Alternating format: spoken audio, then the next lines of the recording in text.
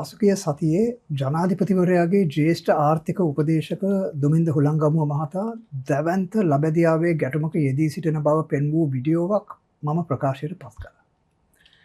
එක් පැත්තකින් එතුමා ආණ්ඩුවේ බලවත් බලගතු තනතුරක් දරනවා. අනෙක් පැත්තෙන් ඔහු ඊවයි ආයතනයෙහි කළමනාකාර අධ්‍යක්ෂක ලෙස සේවය කරනවා. ඊවයි යනු ආයතනය බහුජාතික වෘත්තීය සේවා සමාගමකි. එය ශ්‍රී ලංකාවේ පමණක් නොව ලොව පුරා විගණන හා මූල්‍ය උපදේශන සේවා සපයනවා.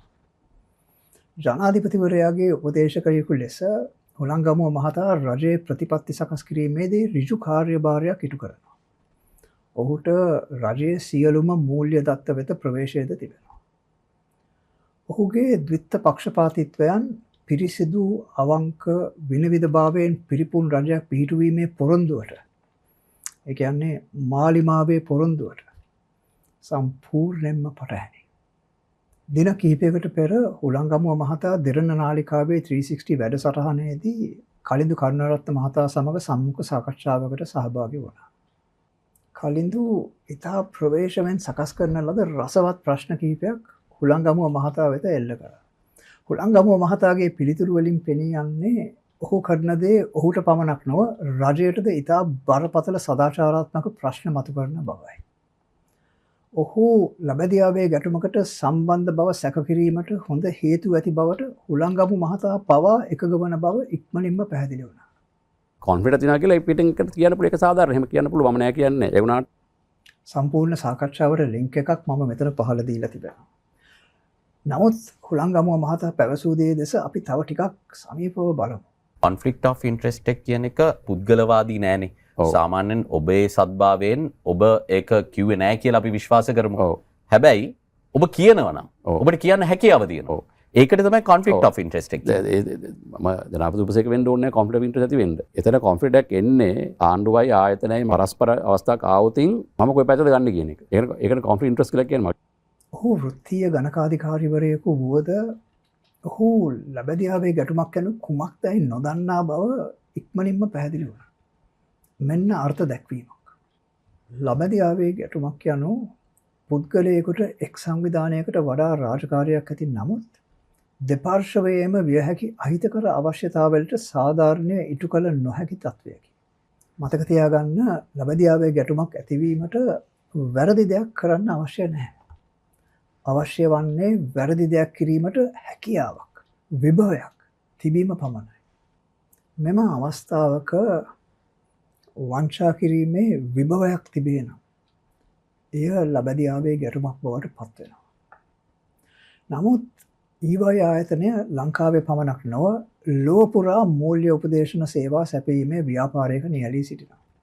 එබැවින් එම ආයතනයෙහි ප්‍රධානය රටේ ප්‍රධානය වන ජනාධිපතිවරයාගේ ජ්‍යෙෂ්ඨ උපදේශකයෙකු ලෙසද කටයුතු කරන්නේ නම් වංකභාවයට බොහෝ ඉඩකඩ තිබෙනවා. ලබැදියාවේ ගැටුමක් කියන්නේ එයයි. ඔබ ඉස්සෙල්ලා කිව්වා ඔබ මුදල් අමාත්‍යාංශයෙන් ඔබට අවශ්‍ය වෙලාවට දත්ත ලබා ගන්න ඔබට හැකියාව තිබුණා. ඒ නිසා ඔබට ඕනෑම අවස්ථාවක අපිට වඩා පහසුවෙන් රටේ මූල්‍ය පද්ධතිය පිළිබඳව ආර්ථිකය පිළිබඳව දත්ත එක් රැස් කර ගැනීමේ හැකියාව තියෙනවා.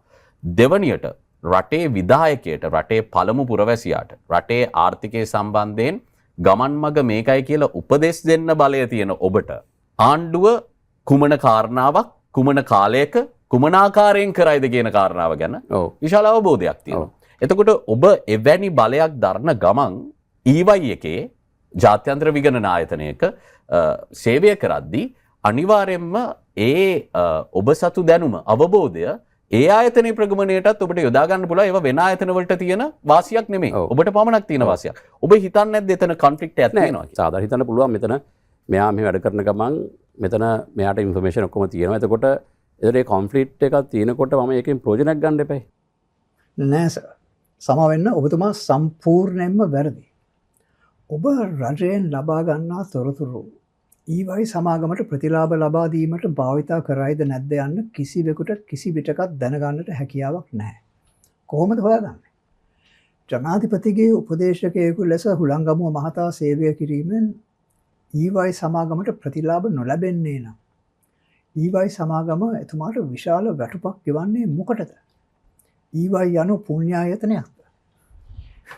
මේක මාර ගේමක්නේ. නැවත සමන් දෙන්න. ඔබට සාමාන්‍යයෙන් සේවාදායකෙක්ට උපදෙස් ලබා දෙන්නට පුළුවන් ඉදිරියේදී බදු ප්‍රතිපත්තිය මෙලෙස වෙනස් වීමට හැකි. ඒ නිසා ඔබ මෙලෙස ආයෝජනය කරන්න. හරි. එහෙම එකක් මම ඒ කියන්නේ EY එකකින්වත් එහෙම එකක් කරලා නැහැ. ඒ අනුව අපිට ඔබේ වචනේ විශ්වාස කරන්න වෙනවා. දැන් අනිවාර්යයෙන්ම එතන මට එදෙම දැන් කොන්ෆිඩන්ස් තියනවා කියලා පිටින් එකට කියන්න පුළුවන්. ඒක සාධාරණ. එහෙම කියන්න පුළුවන්. මම නෑ කියන්නේ. ඔන්න එතුමාගේ කටින්ම කියවුණ. මොකද්ද කිව්වේ? කොන්ෆ්ලික්ට් එකක් තියෙනවා කියලා පිටින් කියන්න පුළුවන්. ඒක සාධාරණයි. එහෙම කියන්න පුළුවන්. මම නෑ කියන්නේ නැහැ. කාට කියන්නද? ඒත් එක්කම එතුමා කියනවා මේක ප්‍රශ්නයක් නෙවෙයිලු. අපි එතුමාගේ වචනය පිළිගන්න ඕනේලු. එහෙමනම් ඔහු කියන්නේ මොකක්ද? මම කැමති විදියට මම පන්දුවට පහර දෙන්නම්. උඹලාට පුළුවන් නම් මව අල්ල ගනින්න. ඒ නමින් චිත්‍රපටිය පවා තිබෙනවා. ඔය කොන්ෆ්ලික්ට් ඉන්ටරෙස්ට් කියලා කියපුවාම කලින් එහෙමනම් ප්‍රයිවට් සෙට් එකේ කවුරුත් ගන්න හම්බ වෙන්නේ නැහැ. පුද්ගලික අංශයේ කවුරුත් තමුන්ගේ රස්සාව දාලා එන්නේ රජට උදව් කරනවා. දැන් මේ මම මේක වොලන්ටරි මම කරනවා. මම සාර්ජ් කරන්නේ නැහැ. මම නිකන් කරන්නේ මම මේක මතක් කරලා ඔබ ස්වේච්ඡා සේවයක් කරන්නේ. ස්වේච්ඡාවෙන් කරන්නේ. මගේ කාලේ ඉස්සර 60 70 මේකට මම යොදවන්නේ. ස්වේච්ඡාවෙන් දුමින්ද හුළංගමුව මහතා කරන දේ ගැන ස්වේච්ඡාවෙන් කියන්නේ මොකටද? මෙතන ස්වේච්ඡා සේවයක් නැහැ. ඔහු නොමිලේ වැඩ කරන්නේ නැහැ.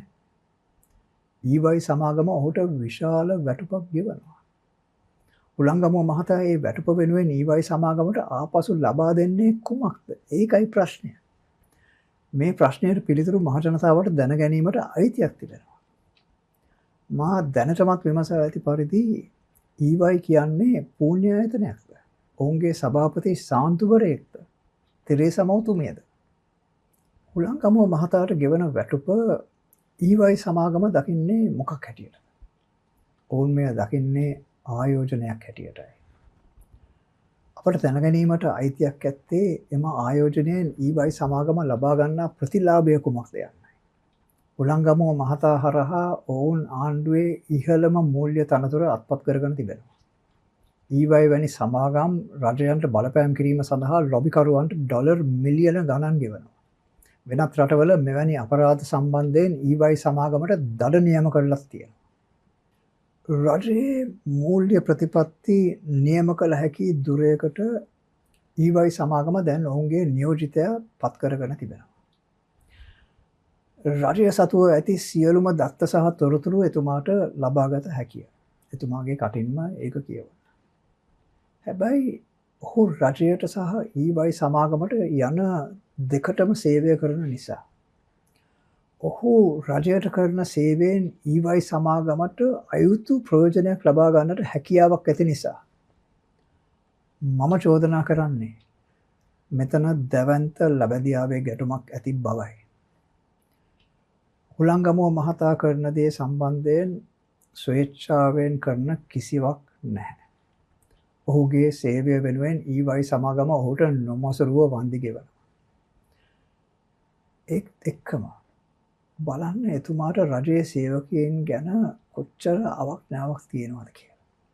එතකොට රජයේ සේවයට පුද්ගලික අංශයෙන් දායකත්ව ලබා ගන්න හම්බ වෙන්නේ කීරවත්. මොකද කවුරුත් තමුන්ගේ බිස්නස් එකවත් තමුන්ගේ රස්සාවක් දාලා රජයේ සේවයට කරන්නේ නැහැ නේ. අපි දැන් රජයේ සේවයේ සැලරිස් කීයද ගෙවන්නේ. ඉතින් කවුරුත් මං හිතන්නේ ඒක දාලා මං හිතන්නේ එහෙම සිටුේෂන් එන්න පුළුවන් කියලා. ඉතින් මාලිමා ආණ්ඩුවට සේවය කරන අනෙකුත් ව්‍යාපාරික නායකයන් ඔවුන්ගේ සියලු තනතුරු අතහැර පිරිසිදු දෑතින් පැමිණ ඇති බව මෙතුමා නොදන්නා බව පෙනේ. මම උදාහරණ දෙකක් දෙන්නම්. මෙන්න ඩිජිටල් ආර්ථිකය පිළිබඳ ජනාධිපතිවරයාගේ ජ්‍යෙෂ්ඨ උපදේශක ආචාර්ය හාන්ස් විජේසූරිය මැතිතුමා.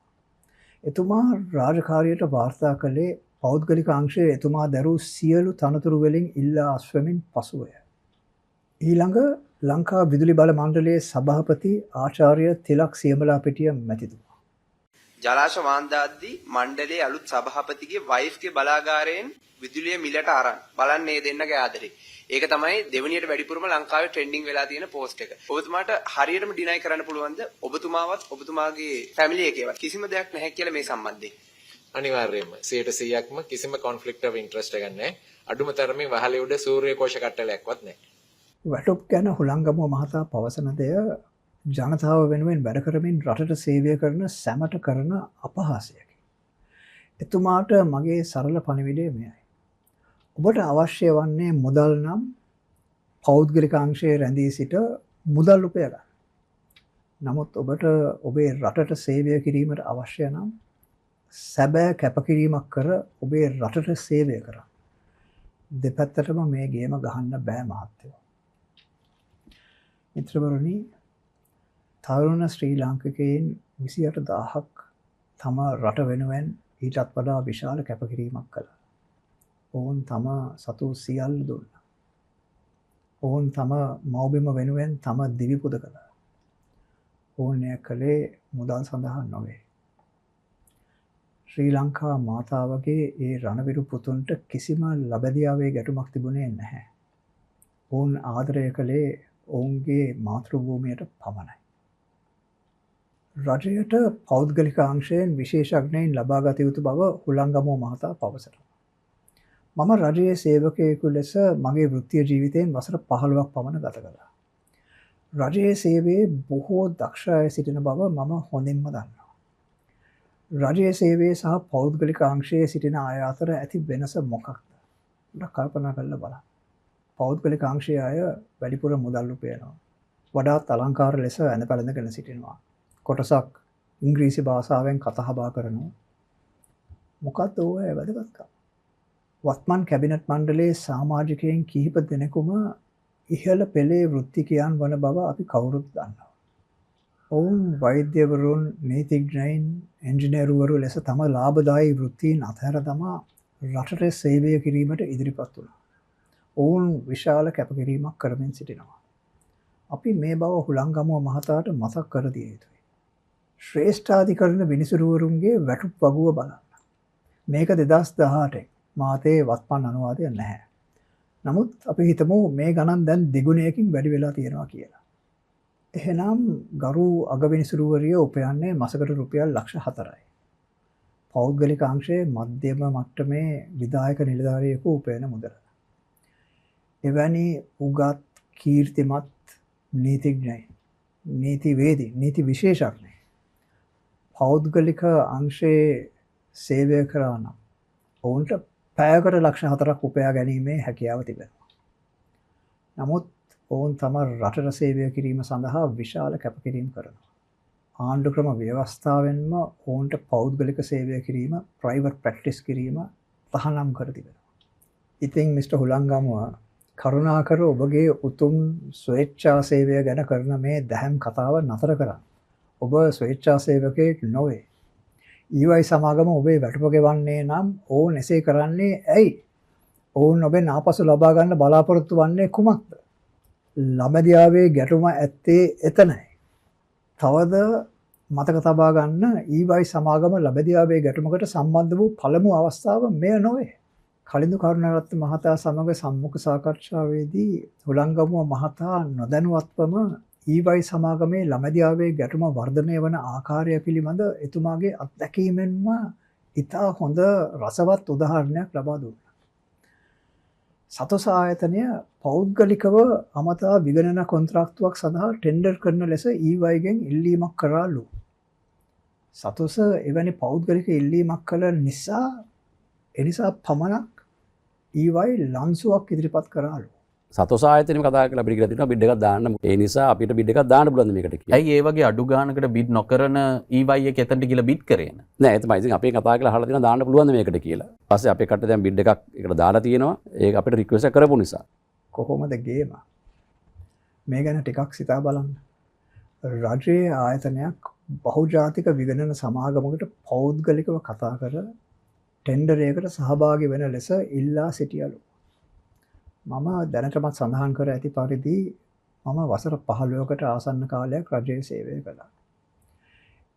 එවැනි දෙයක් නම් මේ ඇස්තක කවදාවත් දැකලා නැහැ. සතොස ඊවයි වෙතින් මම ඉල්ලීම කළේ ඇයි? තවත් විගණන සමාගම් 100 ගණනක් ලංකාවේ තියෙනවානේ. මොකද මෙතනට දුවගෙන ගියේ? හුළංගමුව මහතා මෙහි ළමැදියාවේ ගැටුම සදාචාරාත්මක ගැටලුව නොදැකීම ගැන මම පුදුම වෙනවා. කොන්ෆිඩන්ස් තියනවා කියලා පිටින් කියන්න පුළුවන්. ඒක සාධාරණ. එහෙම කියන්න පුළුවන්. මම නෑ කියන්නේ. ඒ වුණාට කෙසේ වෙතත් ඔවුන්ගේ කළමනාකාර අධ්‍යක්ෂවරයා ජනාධිපතිවරයාගේ උපදේශකයෙකු වුවද ඊවයි සමාගම කිසිම ලැජ්ජාවක් නැතුව මෙම ටෙන්ඩරය සඳහා ලන්සුවක් ඉදිරිපත් කර තිබුණා. හුළංගමුව මහතා තම සමාගමේ සදාචාරාත්මක ප්‍රමිතීන් ගැන ලැජ්ජ විය යුතුය. එතුමාගේ ප්‍රසාදය දිනා ගැනීම සඳහා දැන් කොපමණ රාජ්‍ය සහ පෞද්ගලික ආයතන ඊවයි වෙත ඇනවුම් හරවා යවනවා ඇත්ත. මාලිමාව අපට පොරොන්දු වූ ආචාර ධර්ම පද්ධතිය මේකද? ඒ අනුව අපිට ඔබේ වචනේ විශ්වාස කරන්න වෙනවා. දැන් අනිවාර්යයෙන්ම එතනට එදෙම දැන් මම දුමින්ද හුළංගමුව මහතාට ජනාධිපති උපදේශක දුරයෙන් ඉල්ලා අස්වෙන ලෙස කියන්නේ නැහැ. මම කියන්නේ ඔහු දැවැන්ත ලබැදියාවේ ගැටුමකට සම්බන්ධ වී ඇති බවත් ඔහු එය නිවැරදි කළ යුතු බවත් පමණි. වත්මන් ජනාධිපතිවරයා සහ කැබිනට් මණ්ඩලය මගේ ජීවිත කාලය තුළ සිටි අවංකවම ජනාධිපතිවරයා සහ කැබිනට් මණ්ඩලය බව මම බොහෝ වාරයක් ප්‍රසිද්ධයෙන් පවසා තිබෙනවා. ඉතින් හුළංගමුව මැතිතුමනි එය එලෙසම තබා ගැනීමට කරුණාකර සහභාගි වෙන්න. සදාචාරාත්මකව හැසිරෙන්න. අපි අවුරුදු 77ක් තිස්සේ සදාචාරාත්මක ආණ්ඩුවක් බිහි වෙනකම් බලාගෙන හිටියා. දැන් දෙයියනේ මේක ගිහිල්ලා අවුල් කරගන්න එපා.